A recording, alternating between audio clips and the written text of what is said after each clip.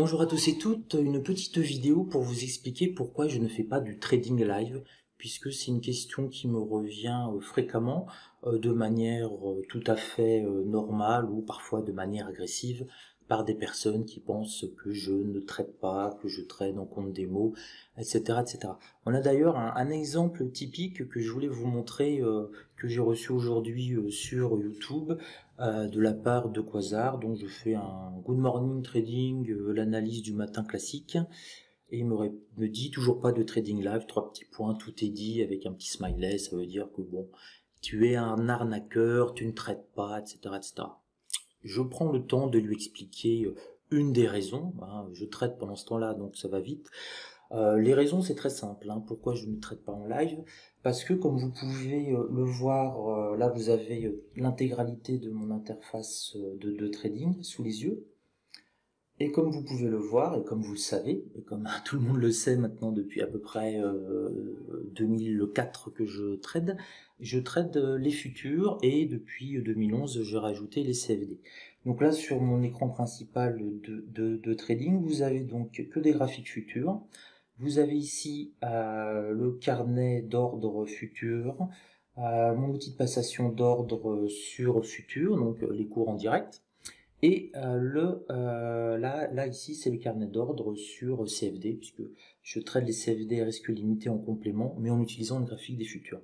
Or, il y a une législation. La législation veut que le CME, donc ici c'est le CME, Eurex pour le cours du DAX que l'on a là, les cours leur appartiennent.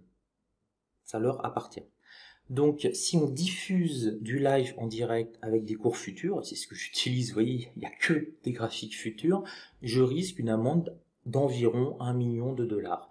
Le CME, Eurex, Euronext ne rigole absolument pas avec ça, puisqu'ils vivent de cela. Ils vivent de quoi? Ils vivent donc des impôts de bourse classiques, mais surtout de la vente de leurs flux en direct. Et c'est pour cela que quand vous allez sur des sites web, des fois vous voyez marqué cours en direct. Dans ces cas-là, si le cours est en direct, c'est qu'ils ont payé Eurex, payé le CME, payé Euronext pour avoir le droit de diffuser les cours en direct. Ou alors il y a marqué cours en différé, et là c'est un quart d'heure. Donc les sites, les brokers ont le droit de diffuser des cours avec 15 minutes de retard. Là c'est gratuit. On va par exemple voir sur Boursorama. Hop. Ce sera la preuve par l'exemple. Donc Boursorama, le site le plus important en France. On va avoir par exemple les cours du Nasdaq. Et on voit CME donner temps différé.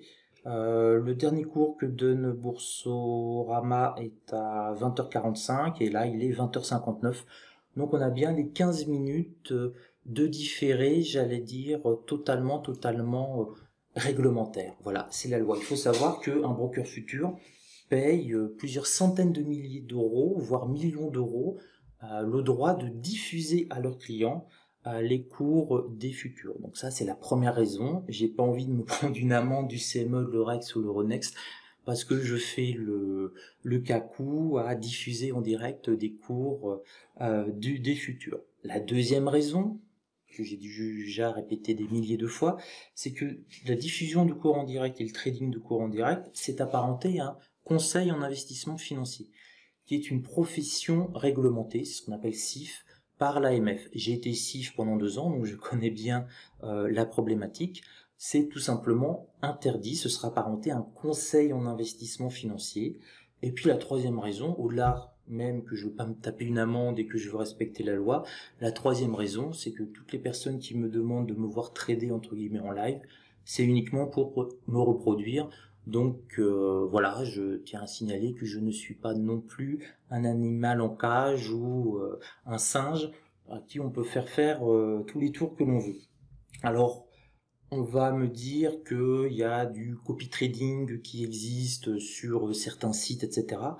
Oui, effectivement, il faut juste savoir que c'est uniquement des sites qui sont à Chypre, parce qu'il n'y a que Chypre qui autorise ça. Vous avez aucun site de copy trading en France, en Angleterre peut-être, mais je crois pas, en Allemagne, en Italie, etc. C'est rigoureusement interdit, notamment en France, puisque c'est considéré comme du conseil en investissement financier. Donc c'est des plateformes qui se trouvent à Chypre, qui est très connue pour une forme de laxisme, puisque énormément de brokers interdits en Europe, dans les pays européens, sont à Chypre. Donc voilà la raison pour laquelle je ne traite pas en live. Je n'ai pas envie d'avoir une amende parce que je diffuserai en direct des cours des futurs. Et l'amende est chère. Boursorama ne se permet même pas de diffuser les cours en futur. Les cours des futurs en direct.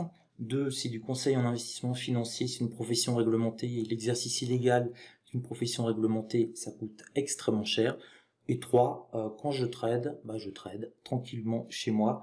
Je suis pas là pour faire le show, pour vendre quoi que ce soit. Je vous vends pas de formation derrière. Donc sur ce, voilà la réponse. Alors oui, chose intéressante, très très intéressante. Là vous pouvez voir que bon, la personne me dit tu ne trading pas en live, blablabla, tout est dit, blablabla. Je prends le temps de lui répondre. Il m'envoie une vidéo YouTube en disant pipo, poup. Alors je lui dis bon bah écoute, je pensais que tu avais compris la réponse. Je vais faire un article pédagogique, alors je vais prendre du temps pour te l'expliquer. Et ensuite il y a une réponse que vous ne pouvez pas voir parce qu'elle a été dégagée, pas par moi, hein, mais par YouTube, où il me disait oui, de toute façon, tu peux dire tout ce que tu veux, tout ce que tu racontes, c'est du pipeau. Il a aussi dit que j'étais homosexuel. Voilà, bon, là, ça fait partie des gens fort agréables sur le net qui lancent tout un tas de rumeurs sur moi, comme quoi je suis pédophile, comme quoi je suis homosexuel. Je suis pas pédophile, j'ai avoir du mal à vous le prouver. Je suis pas homosexuel, je vais pas avoir du mal à vous le prouver. Comme quoi je ne traite pas, que c'est des comptes démos, que c'est bidon. Ça, par contre, je peux vous le prouver de manière extrêmement simple, que je traite bien en compte réel et que tous ceux qui disent que je traîne en compte démo, que ce sont des faux comptes, eh ben, soit ce sont des personnes qui sont malhonnêtes intellectuellement, soit elles ne traitent pas. Parce que franchement, c'est super simple de repérer la différence entre un compte réel et un compte démo. Et c'est la prochaine vidéo. J'allais oublier, petit détail qui a toute son importance. Ce que vous voyez là, j'ai de la chance de pouvoir vous le montrer parce que c'était sur une page que j'avais gardée. Pourquoi? Parce que cette personne, juste après m'avoir insulté, blabla, homosexuel et tout, d'ailleurs j'ai répondu lol, tellement bête que ça me fait franchement marrer. Vous pouvez plus le retrouver maintenant sur ma page YouTube. Pourquoi? Parce que sur la page YouTube, on peut signaler les commentaires désagréables, etc. Et il y a des internautes qui ont dû signaler son commentaire, j'allais dire homophobe, hein, tout simplement. Et donc, dans ces cas-là, il y a des modérateurs de YouTube qui regardent et qui dégagent automatiquement l'ensemble des commentaires. Donc le quasar, toujours pas trading live, tout est dit, etc. Ma réponse, etc., etc.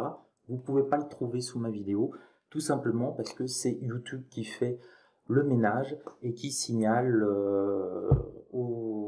parfois à l'avance même au webmaster de chaîne YouTube que la personne est connue pour utiliser des mots grossiers. Ça veut dire tout simplement que YouTube nous conseille de ne pas répondre à cette personne-là parce que il y a 8 ou 9 messages sur 10 qu'elle poste, 90% de ces messages qui finissent dégagés par YouTube parce que c'est aussi un jeu qui amuse beaucoup de personnes. Elle vous pose des questions, donc vous y répondez et puis après elle vous agresse, donc YouTube dégage la réponse et puis ces personnes-là disent ah bah regardez, il ne répond pas aux questions. Bah si, on répond aux questions, mais derrière, si on se fait traiter par tous les noms, notamment d'homosexuels, et ben c'est signalé par un internaute qui lit les commentaires et YouTube dégage absolument tout parce que ce sont des propos qui sont pénalement sanctionnables. Tout simplement, YouTube ne prend pas de risque. Tous les propos diffamatoires, injurieux, racistes, etc., quand ils lui sont signalés, sont dégagés. Voilà, donc ça, je garde ça en souvenir, c'est vraiment assez amusant. Sur ce, prochaine vidéo pour vous montrer que je ne traite pas en compte des mots, s'il fallait encore avoir vous le présenter, vous le prouver encore une fois de plus, ça doit faire au moins la 10e ou 20e fois, c'est quelque chose qui est récurrent. On va prendre le temps. Allez.